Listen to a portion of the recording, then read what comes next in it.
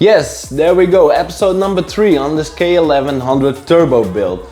So far we more or less fully rebuilt the engine and checked at the dyno if it made the power like it's supposed to have.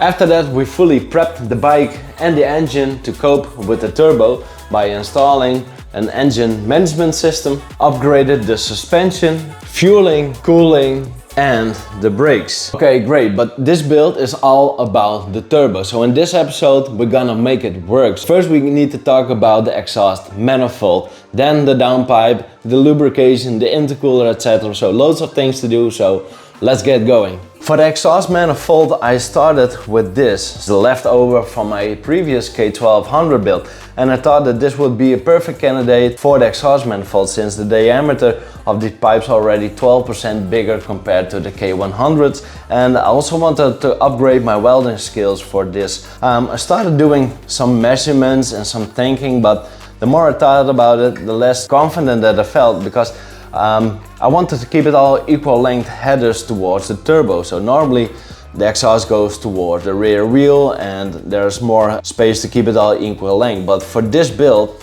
for this turbo, I want to have it in front of the engine, like behind the front wheel. So that's where I want to have the turbo. So that's, in my opinion, the best place for this. After some extensive thinking, I finally ended up talking to Brian from Custom Cafe Racer. So I told him all my wishes for a turbo setup. Eventually I want to have it stainless steel, like the best I can get it. And as it turns out, Brian already sells his custom bespoke exhaust for K100s, K1100s on his website. That's all I needed to hear, so I brought my bike over to his place and then the fun really started.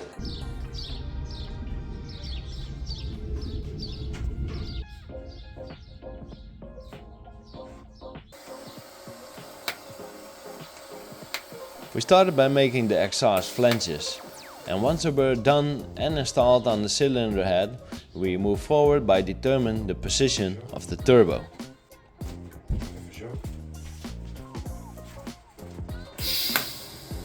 Once we finalized the position of the turbo, we began by making a temporary bracket so the manifold bracket from the turbo stayed in a fixed position.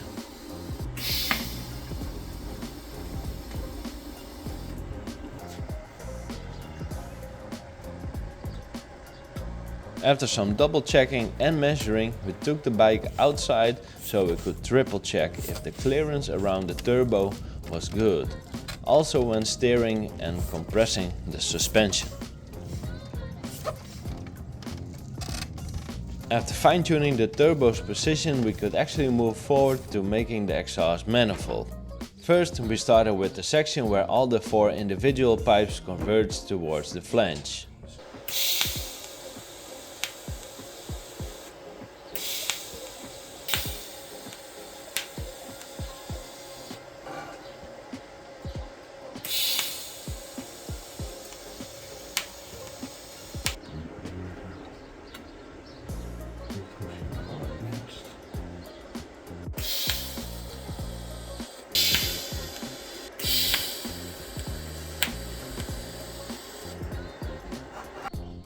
After some further fine-tuning to determine the optimal position, it was attached to the flange. After the start and end point of the headers were determined, the tricky part came, getting the spaghetti from A to B in equal length headers.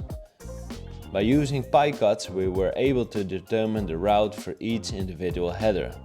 After reviewing the routes for each individual header, it was time for me to let Brian show off his skills and give him some time to do his job.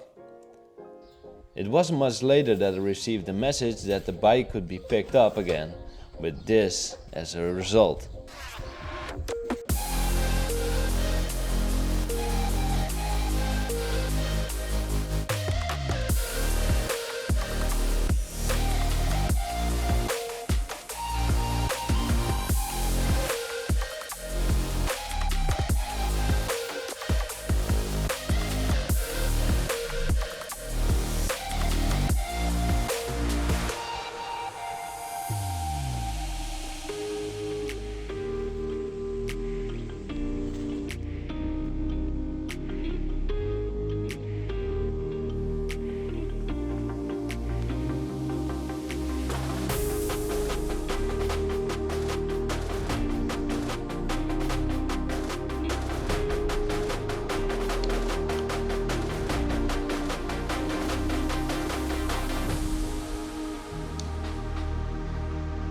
Exhaust manifold and downpipe done. So really satisfied with it, really like a A+. Now we need to continue on the compressor side of the turbo, because that really gave a challenge as well, especially around here. Let me explain. With the original Garrett bracket there wasn't enough room to rotate the compressor upwards. So I decided to cut a small portion out of the bracket to allow the compressor to be rotated up just a little bit more. However, this wasn't a long-term solution. So the answer should be in this custom cafe racer bracket right here. So let's mount it up. The new bracket is now on the turbo and this will help in multiple ways, but the biggest improvement is the adjustment that we have right now for the compressor side. So this would be more or less the original angle that it had, so it basically turns straight towards the front wheel, but we want to go way more up towards where the intercooler will be. So right now we can turn the compressor way more up. As you can see, the line is way more upward, so that's a huge benefit. And last but definitely not least is that we now have the opportunity to also bolt on the compressor side onto the cartridge right here. So all the way around, nicely bolted on. So now let's talk about the lubrication of the turbo. Let's start off with the oil feed. So Garrett states that you have to use a -4 line for the oil feed. So that's what we got right here. What I also got right here is a spare oil water pump, so I can mark things up. And I want to go from where the oil pressure sensor is towards the turbo. So that's the shortest route, and in my opinion that's the best route to go. But I don't want to lose the oil pressure sensor. In order to maintain the oil pressure sensor we need to have an adapter, a T-piece if you will. So unfortunately the measurements of the thread etc. aren't right, but I want to have it like this. So I want to turn it into where the oil pressure sensor used to be, and then right here I want to turn in the oil pressure sensor, so somewhere around here, and then a -4 90 degrees coupling towards the turbo. So then it's only like a 10 centimeters towards the turbo. And yes, since we have the oil feed at the bottom of the turbo, that also means that we have the oil return sitting on top. So I'll have to do some explaining on that, so here we go. The oil level in the sump should ideally be slightly above the center line of the turbo cartridge to ensure proper lubrication and prevent damage from siphoning back and choking the turbo cartridge. When you don't have the right drainage for your turbo, it can cause to premature seal failure due to heat-related choking.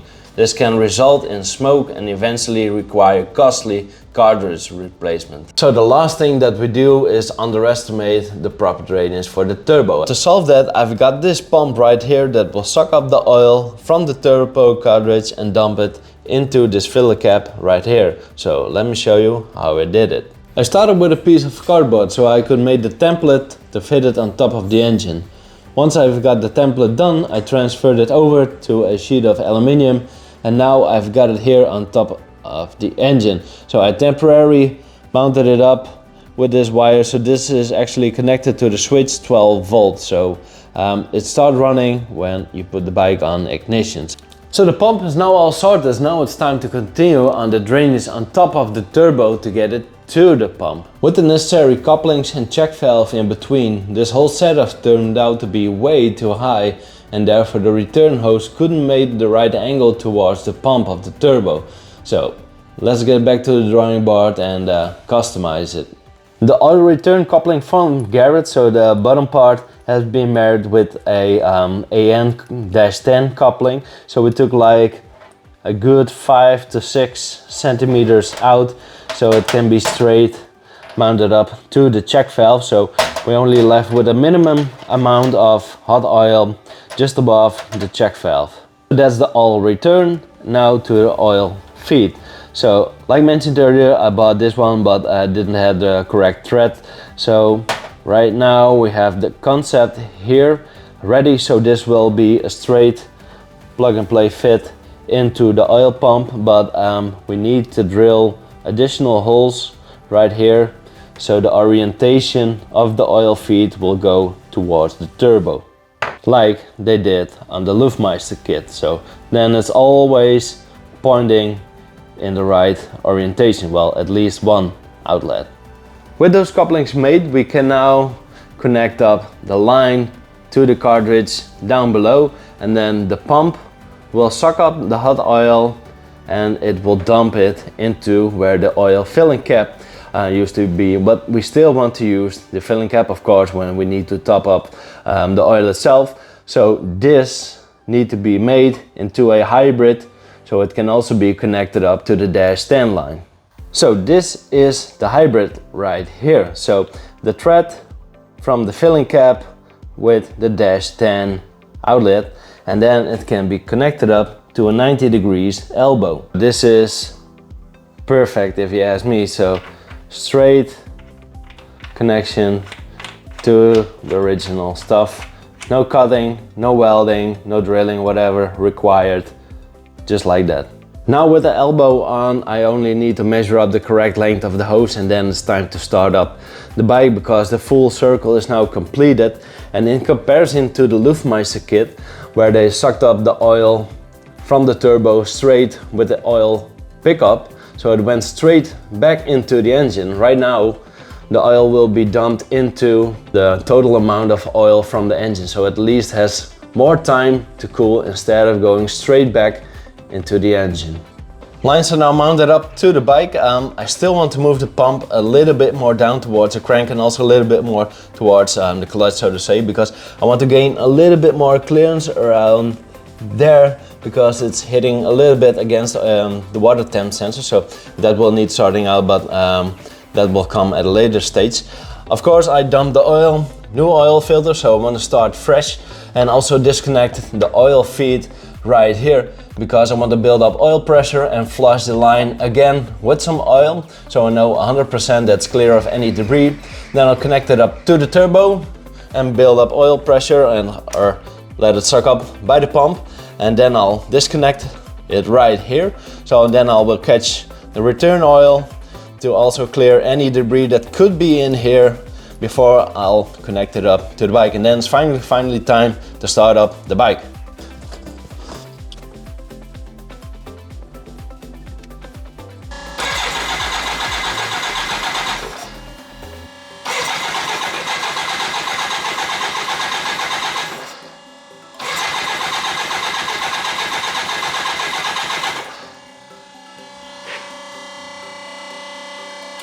So what you heard was the return pump from the turbo.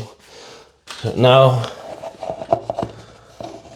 the cup wasn't free of debris, but hopefully the line is right now. So time to connect it up to the turbo. Connect up the fuel pump.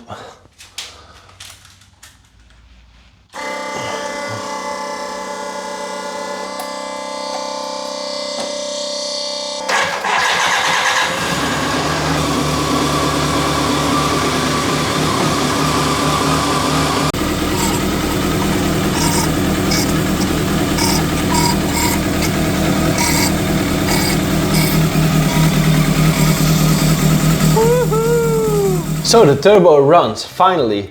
So the oil feed and return are done. I still have my second thoughts about the oil return, but I'll get back to that in a second. Firstly, we need to talk about the intercooler. The intercooler, which I borrowed from a K1100 Luftmeister turbo bike. So if you aren't familiar with this bike, there's a full build video on my channel. This is my most recent build. I bought a new old stock Luftmeister turbo kit from Switzerland and mounted it up to this bike, which I also rebuilt, but more about the intercooler. I got it on my workbench right here. The Luftmeister intercooler for the K100 will give a lot of information for the K1100 build. That was also one of the reasons I really wanted to have the Luftmeister turbo kit in the first place. This will give a lot of information on the basic design in general, but also like the cooling surface. So how much of intercooling surface did they use for the turbo kit, and also for this opening right here, how much was it for the cooling for the radiator. That's all good to know. Also, it's pretty obvious that the diameter of the piping needed to be changed, because the piping for the K100 intercooler was 35 millimeters and for the K1100 build is 38 millimeters. So this needed to be changed either way, but let's put it on the bike and check how it fits. A quick test fit of the Luftmeister intercooler on the K1100 shows that it doesn't need a whole lot of adjustments to make it fit on this turbo setup, because I can use this mounting point just like on the K100. The funnel of the intercooler needed to be moved up to this side. Due to the position of the compressor and the inlet of the intercooler, it's kind of hard to catch it on camera, but there's like 6 centimeter difference between the center of the compressor compared to the inlet of the intercooler. Also, regarding the height of the funnel compared to the compressor, there's also 6 centimeter difference, so you don't want to fill this gap with a silicone hose, so I'd rather have this tube a little bit longer towards the compressor. With the intercooler back on the working bench, it's a little bit better to explain. So I think in general this intercooler will do just fine for the K1100 build. Of course, this diameter will be equal to the diameter of the intake right here, which need to be adjusted to 38 millimeters inner diameter. And everything above this line will be just fine. It's only that the intercooler funnel needed to be changed. So I want to have that slid up to the left side from this perspective, and I want to have this side also at an angle, so we really have the funnel design, so that will divorce the air to both sides of the intercooler. Now we need to make sure we have the prototype ready, so that's why I asked a friend to draw up the intercooler from the K100 on the computer. Now we can make the necessary adjustments to make it fit on the K1100 turbo bike. That will take some time, but now we at least can work on the intake of the bike. So since the collaboration with Custom Configuration went spot on for the exhaust, manifold and downpipe, I hit him up again because I needed some quality welding work for the intake too. So let's take a moment to enjoy Brian his welding skills for the intake.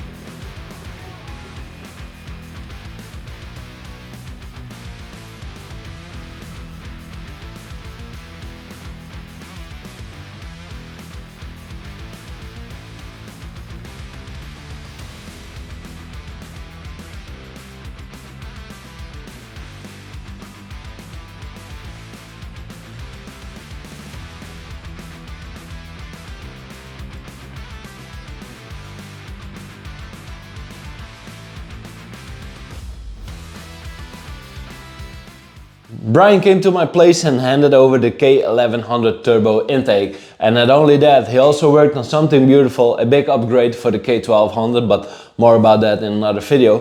For now, it's time to fit it on the bike and see how it routes towards the throttle body and how it's going to be routed towards the intercooler. Starting up on this side of the bike, the fitment seemed to be pretty good. So right now it's sitting on top of the fuel pressure regulator, so it needs to be up just a little bit more, but I think I'll order the rubbers you see right there to also connect it from the intake to the throttle body. And now it's also time to find a suitable spot for the air temp sensor from the engine management system. By using this little adapter plate, I'll probably find a spot at the bottom of the intake to also get that mounted up. But again, on this side of the bike, the fitment seems to be good too. So right here, there should be enough clearance to the underside of the tank to go towards the intercooler, which will be up just a little bit more like this. So you probably end up with a horizontal route towards the intake. So maybe, probably something like so. Not too bad. Revision time. So earlier in the video I mentioned I had my second thoughts about the oil drainage going up. Well, I had multiple reasons why I wanted to change it, so here's reason number 1. Between the intercooler and the radiator there isn't a whole lot of room, so I already found that out. And secondly, when the hose came up from the timing chain cover, it did need to make a strange turn around the water temp sensor right there towards the pump. With the revision, I clocked the cartridge 180 degrees, so the oil feed is now sitting on top and therefore the oil outlet is coming downwards. Yes, flows out from the cartridge through the check valve and then it will be sucked up right along here by the pump into the oil sump.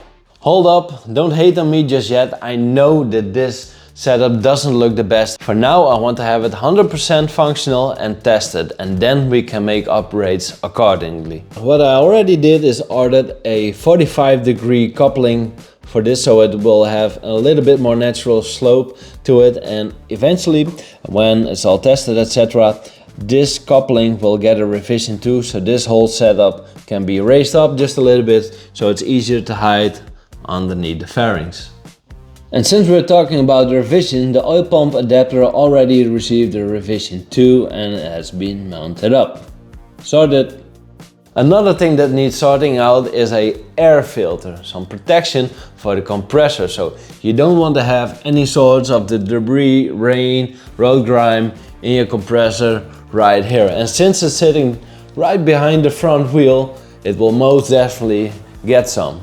One option is just to slap an air filter on it and just call it a day, but still it will receive a lot of junk just sitting behind the front wheel. While I visited Brian to work on the exhaust for this bike, we also started talking about the intake, and therefore we started to laying out some pie cuts from stainless steel.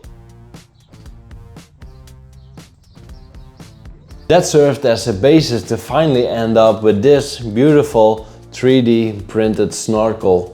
So the fitment of this is really spot on, so you really have to press it on so it doesn't need a band to clamp it on. So right now the air filter is nicely pointed away from the wheel and is also receiving nice cold air. Now it's time to push the bike outside and see how it runs and how it sounds.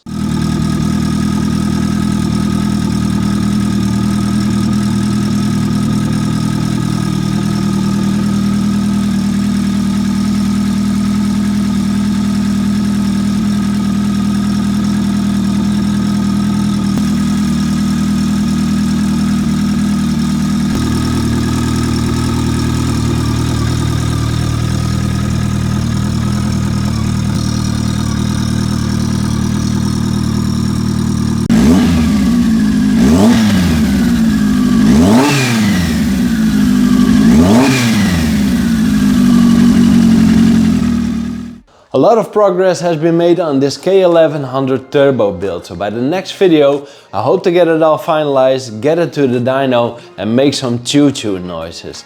That's all for now. I hope you enjoyed the video. Please like, comment, subscribe to the channel, you're really helping me out, and I'll see you all on the next video. Ciao!